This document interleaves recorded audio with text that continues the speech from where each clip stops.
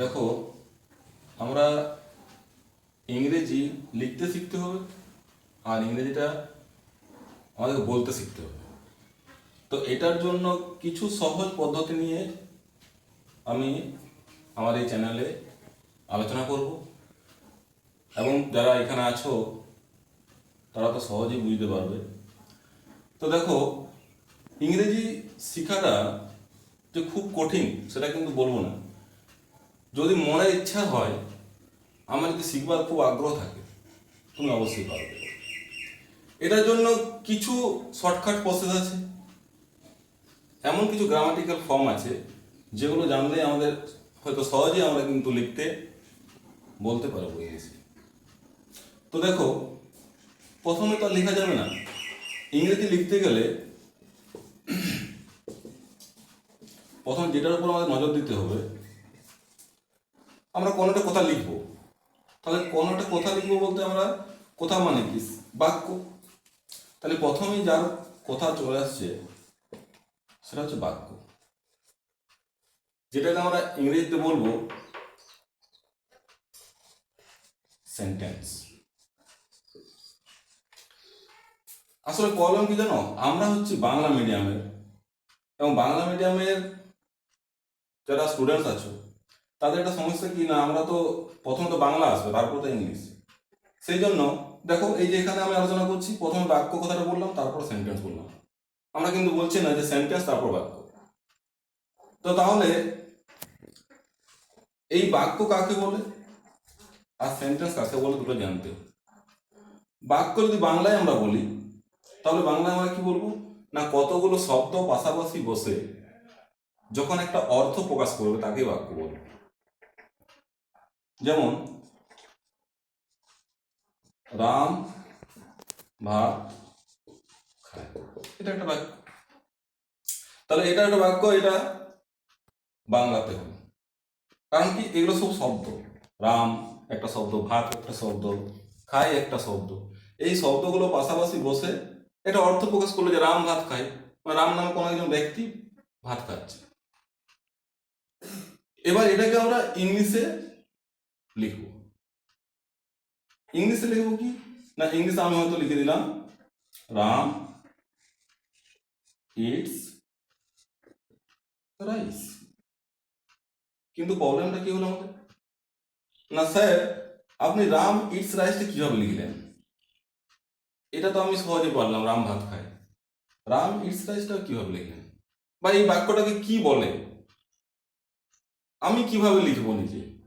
আমাদের গুরুত্বটা এখানে দিতে হবে যে আমরা কিভাবে এটা লিখবো। আপনি রাম লিখলেন, এখানে আবার ইটস লিখলেন, এখানে আবার ইট লিখলেন না, তারপর রাইস। বা এরকম হলো যে রাম ভাত খায়, রাম রাইস ইট কেন হলো না? আমাদের হয়ে গেল রাম ইটস রাইস। তার কারণটা কি? তো দেখো, এগুলো জানতে গেলে আমাদেরকে ধাপের ধাপ সব জানতে হবে। কিরকম না, একটা বাক্যর মধ্যে যে এই যে ওয়ার্ডগুলো আছে, এই যে ওয়ার্ডগুলো আছে, এই ওয়ার্ডগুলো কিভাবে ইউজ হয়েছে এদেরকে জানতে হবে প্রথমে। আমরা যে কোনো বাক্য লিখি না কেন, বাক্য মানে একটা মানুষের শরীর ধরে নাও, এটা হিউম্যান বডি, হিউম্যান বডি ধরে নাও। তাহলে এই হিউম্যান বডির প্রথমে আমাদেরকে জানতে হবে কোনগুলো, পার্টসগুলো জানতে হবে। যে হাত কোনগুলো, পা কোনগুলো, মাথা কোনটা, চোখ কোনগুলো। তাহলে আমাদেরকে পার্টসগুলো জানতে হচ্ছে।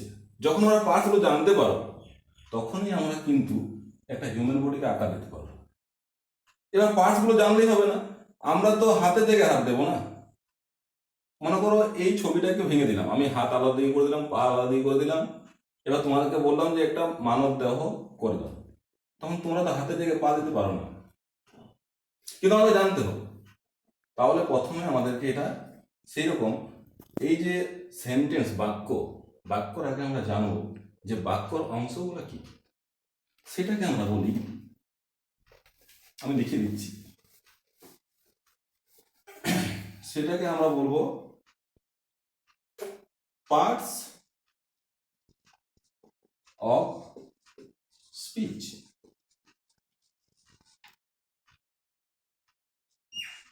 সেই বাক্যের অংশগুলো কি বলবো, পার্টস অফ স্পিচ।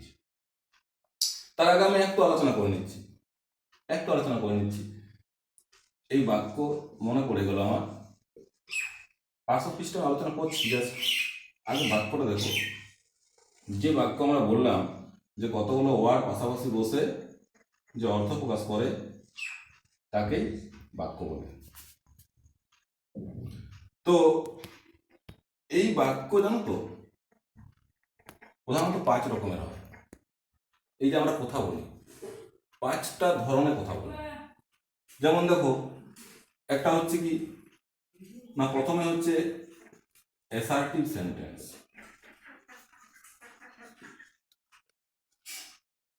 তারপরে হচ্ছে ইন্টারোগেটিভ সেন্টেন্স,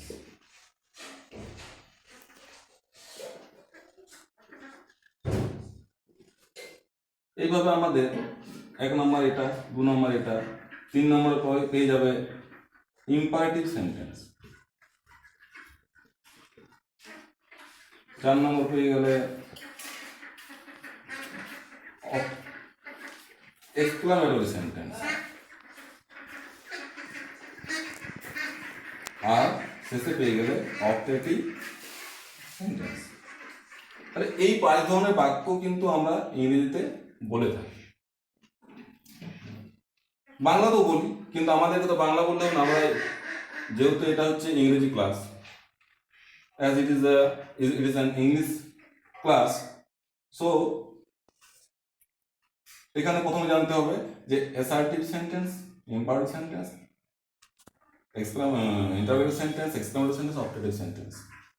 এই সেন্টেন্সগুলোকে জানার আগে আমরা কি করব, যে এই বানাতে এগুলোকে তৈরি করতে হলে আমাদেরকে জানতে হবে ভালো করে পার্টস অফ স্পিচটা। আমি যেহেতু একটু শর্টকাট প্রসেসে তোমাদের সাথে আলোচনা করছি, সেই জন্য গোটাটাই আমি ডিটেলসে বলবো না। যেগুলো খুব দরকার এই বাক্যগুলো তৈরি করতে, যেগুলো খুবই দরকার, সেই পার্টস অফ স্পিচগুলো নিয়ে আমরা আলোচনা করব। তো এই ক্লাসটা আমরা চেষ্টা করছি, আর যদি অনেকটাই দিতে চাই তাহলে কিন্তু ক্লাসটা অনেক বড় হয়ে যাবে, হয়তো কারো দেখতে বিরক্ত লাগবে, কিন্তু আমার মনে হয় না যে বিরক্ত লাগার মতো কিছু হচ্ছে। জানতে গেলে আমাদেরকে একটু সময় তো নিতেই হবে, একটু ধৈর্য তো ধরতেই হবে। তো দেখো, আমাদের প্রথম আলোচনা হচ্ছে পার্টস অফ স্পিচের। বাক্যের অংশ কটা আছে এটা আমরা জানি, 8টা আছে, 8টা। আমাদের বাক্যের অংশ 8টা। তো প্রথমেই যেটা আমাদেরকে শিখতে হবে, আমি প্রথমত আজকে লিস্টগুলো বানিয়ে দিচ্ছি। প্রথমে দেখো, নাউন একটা আছে, 2 প্রোনাউন, 3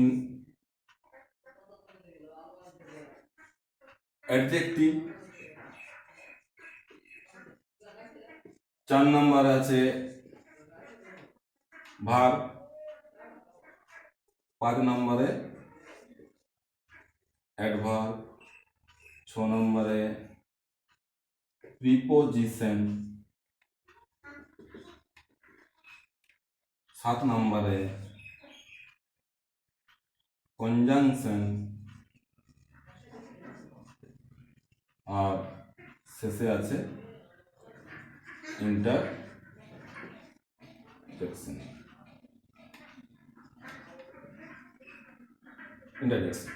আমাদের 8টা অংশ আছে, এর মধ্যে আমাদের 8টাই ভালোভাবে জানা দরকার, কিন্তু আমি বলবো 8টা জানার দরকার নেই। একটা বাক্য তৈরি করতে গেলে মেইন যেটা দরকার হবে নাউন সম্বন্ধে একটা সেন্স থাকতে হবে। প্রোনাউনটা ভাইটাল, খুবই ভাইটাল প্রোনাউন। আর তারপর ভার্ব, যেটা ভাইটাল হচ্ছে সবচেয়ে মোস্ট, ভার্ব। তারপর প্রিপোজিশন। তাহলে তোমরা হয়তো প্রশ্ন করতে পারো যে স্যার তাহলে এগুলো কি কোনো গুরুত্ব নেই, তাহলে এগুলো কি শিখবো না? না, সেটা আমি কিন্তু বলবো না, এগুলো একটু বেশি জোর দিতে হবে। আমরা সাধারণত দেখো একটা এক্সাম্পল দিচ্ছি, যে প্রোনাউন, আমি হঠাৎ তোমাদেরকে কেউ জিজ্ঞাসা করলো যে দে মানে কি, দে মানে কি? তখন তোমরা বললে যে স্যার দে, আমাদের তো পবন দে বলে একটা লোক আছে, দে মানে তো টাইটেল, তাহলে ওরকম হয়ে যাবে। কিন্তু আমরা ইংলিশ ক্লাসে আলোচনা করছি প্রোনাউন দে। দে মানে কি না, দে মানে হচ্ছে তাহার। তাহলে এই যে ফট করে বলতে পারে, তাড়াতাড়ি খুব দ্রুত বলতে পারবে, এটা আমাদেরকে বলতে হবে। উই মানে কি আমরা। দেখবে তোমার ইংলিশ লেখার সময় একটা প্রাঞ্জলতা চলে আসে। তারপর ভার্ব, অ্যাডজেক্টিভ, অ্যাডভার্ব, এগুলো আমি সব আলোচনা করব, পার্ট পার্ট সব আলোচনা করব। আজকের যে প্রথম ক্লাসটা করাবো সেটা আমি নাউন দিয়ে। দেখো প্রথমে যেটা আলোচনা করব সেটা হচ্ছে নাউন। নাউন এর বাংলা কি না বিশেষ্য। তাহলে নাউন মানে যেটা আমার প্রবলেম, বিশেষ্য মানে বুঝতো সেটাই আমার প্রবলেম। আসল ব্যাপারটা কি না, খুব সহজে শিখে নাও। নাউন মানে নাম বোঝাবে, এটা তো বুঝতে পারবে। নাম বোঝাবে, কেমন নাম বোঝাবে না, কোনো ব্যক্তির নাম, কোনো বস্তুর নাম, কোনো জাতির নাম, যে কোনো জিনিসের নাম বোঝাবে, সেটাই সাধারণত নাম। স্যার বুঝতে পারলাম না, এক্সাম্পল না। এক্সাম্পল যেমন আমি তোমাদেরকে বলছি একটা,